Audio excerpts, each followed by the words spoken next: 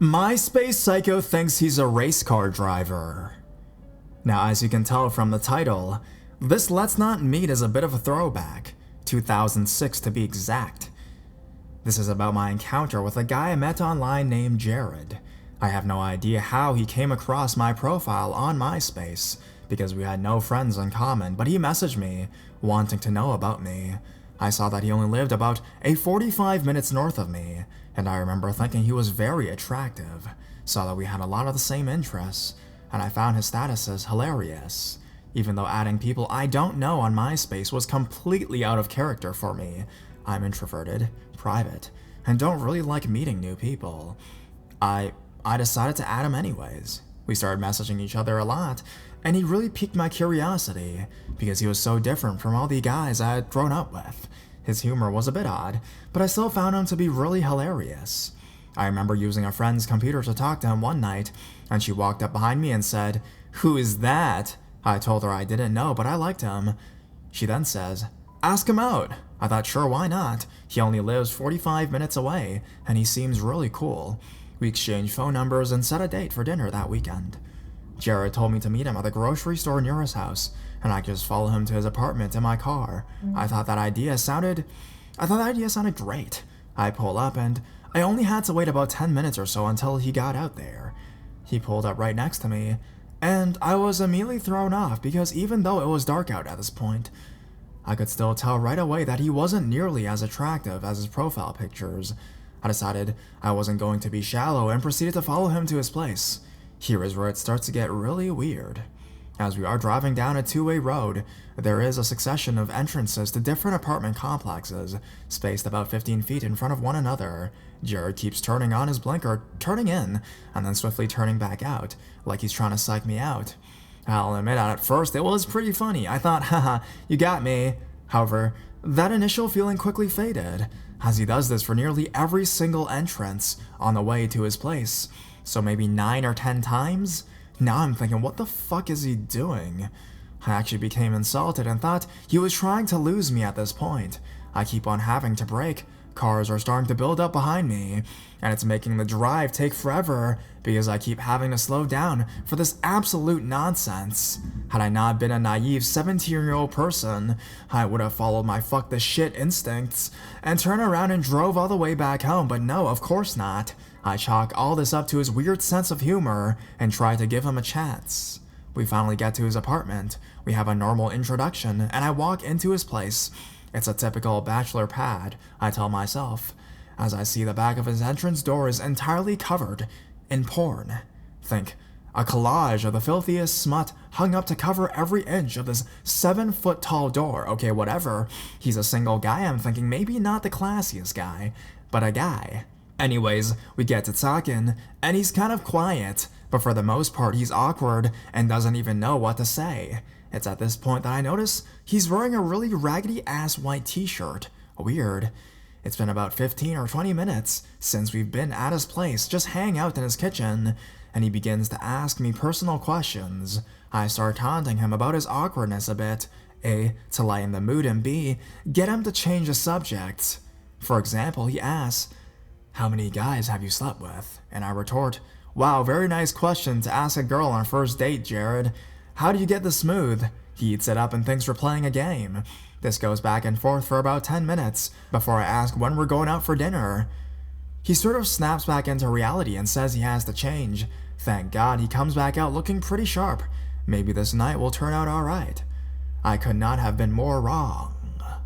We get into his car, which is a pretty decent Mustang, to go to some place he wants to take me for dinner. We're driving for about 15 minutes before he says he needs to make a detour to see a friend. Okay, I said. The friend walks up to my side of the door, they talk for a couple minutes, and then the friend starts to get into the car. Jared looks at me and asks me to get into the back. At this point, this guy is really starting to get on my nerves. Could he be any more rude? I'm dying in the backseat thinking, this is just the worst, and I can't wait until he dumps his friend somewhere, because I am starving, and I didn't want to drive all the way up here to hang out with 2 rude-ass strangers. I have no clue why he picked this friend up. I have a hunch because of how quick the interaction was that he was buying drugs, but I couldn't see into the front seat or hear over the blaring music. as we are driving where I can only presume is back to the friend's place to drop him off. He starts driving very erratically, pulling some more absurdity like he was doing earlier, plus turning sharp corners like he's Dale Earnhardt. But really, he's driving like Mr. fucking Magoo. I'm being tossed all over the back seat, and I see the friend is hanging on for dear life as well. Then when I think it's all over, he starts to turn and go into a neighborhood, but he has to cross a lane of oncoming traffic. As he is making his way through the turn, he stops. I freak out. All I can see are headlights through the tiny backseat window, shining, coming right at us. Me and the friend in the front seat are just screaming. I don't even remember what I said. I'm just screaming. As soon as we were almost ran by a giant Cadillac that has to slam on their brakes so hard they fishtail, he peels out, completing the turn. I'm shocked. I don't even say anything. I wait until he drops his now totally calm and collected friend off and tells him I like to go home. He drives me back in complete silence. When we get to his place, he hurries over to my side and lets me out, but he is standing so close that I have to squeeze past him. As I am trying to get out of his death mobile, he places the hand he isn't holding the door open on the other side of me, trapping me in between him and the car. I look at him, and he's just staring at me, so I say, "I'm not kissing you." He responds, "Oh, come on, let's just go upstairs." I have to literally hold back to punching him in the face. I tell him, "Okay, Jared, that's enough for one night. I'm gonna go now and I'll text you later, okay?" He's still staring intensely into my eyes, and I am just praying he lets me leave. He starts to shift away, and at the moment, I think he's letting me go. He pushes his mouth onto mine so hard that I'm thrown onto the side of the car. I struggle free and haul ass to my car, quickly looking behind me, and see that he is just standing there. I start driving the long 45 minutes home in silence. I am so relieved that I get to go home to my nice warm bed. All of a sudden, I hear my phone ding, ding, ding, ding, ding, ding, ding. I hear about 20 messages coming in, and when I look at my phone, I feel so sick. The text read, "Hey, why did you leave? Please come back. I want to play some more games with you." Smiley face. Is this a game? Do you want to play a game? Okay, I'll give you 15 minutes to come back here. Get back here. I'm counting now. 1, 2, 3, 4, 5. I miss you. Please come back. I don't like this game at all. He sent all of this within a period of about 2 to 3 minutes, around 10 minutes after I left. All I can remember thinking is, what was that? How can someone be so awesome online and then end up just being a total weirdo? One last note.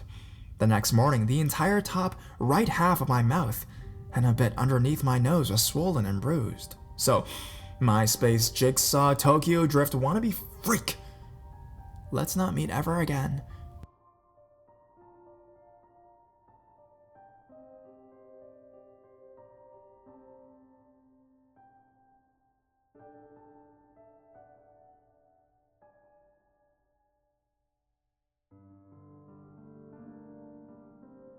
Hashtag Instagram creepy encounters. Okay guys, this is my first Let's Not Meet post. So, this is actually something that happened this morning. So for those of you that use Instagram, after you take and select your photo, model it up and editing features and click next, it takes you to the screen where you can add your hashtags and your caption. Then at the top it says, followers and direct. So, I didn't know that the direct option lets you send photos to a specific person. Lately, I've been getting a lot more recognition on Instagram, being recently single. It's been added to my hashtags after a year and a half of being hashtag taken, so it's interesting. Guys serve hashtag single, and me being one of the few fully clothed, realistic, hashtag no filter people on there. I get a lot of likes on my photos. I'm not used to it yet, as before, it was mostly photos of my now ex and my cats, unlikable things.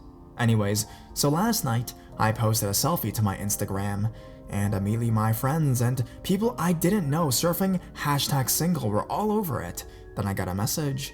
Some guy sent you a photo. What? First, let me say, I'm not trying to brag or anything. I hope I don't come off that way. It's mostly the creeps trying to get some through Instagram. but I'm not used to this type of attention from multiple people. Snapchat, Instagram, Facebook, text messages all coming in so fast. I have to pick and choose what's worth my time, but a photo. I didn't know that was possible, so I clicked on a notification and it brought me to a photo of a guy. And he comments and says, "Hey." So I say hey, and being my careful self, I ask how old he is. He looks like 25. He's a few years younger than me. It turns out, so I'm not too threatened. He's been okay to talk to. So I post another photo on Instagram of myself with a confused face, just joking that I didn't even know that you could send photos direct with people.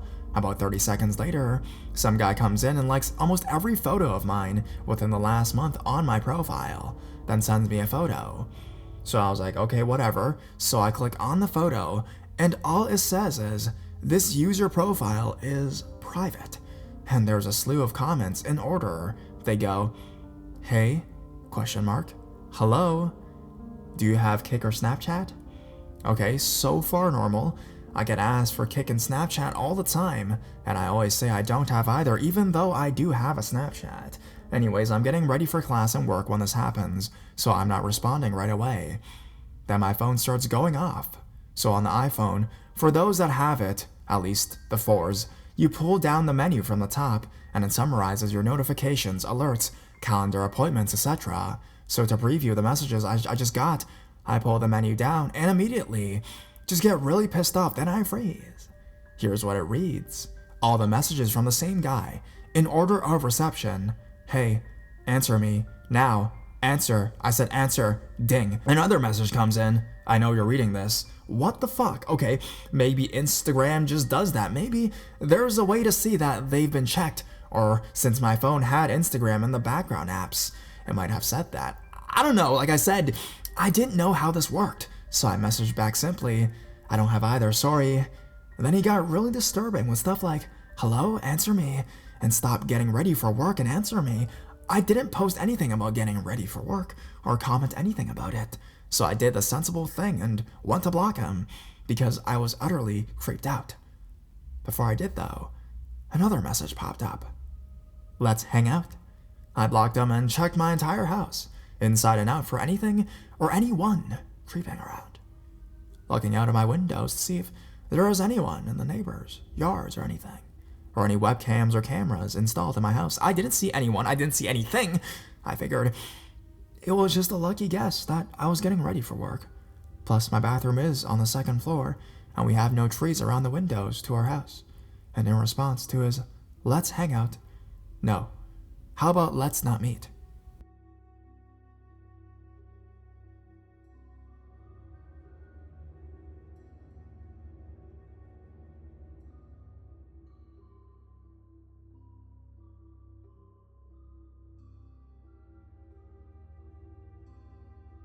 Catfished and stalked by my ex's girlfriend.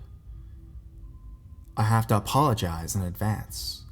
I am not the most amazing storyteller.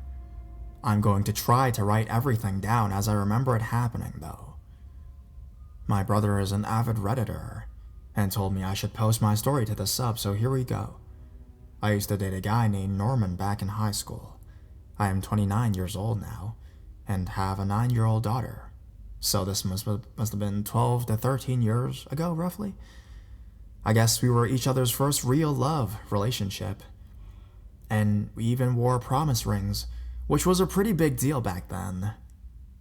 We talked about getting married and what our life together would be like. Basically things people say or do when they've been together for a year as teenagers.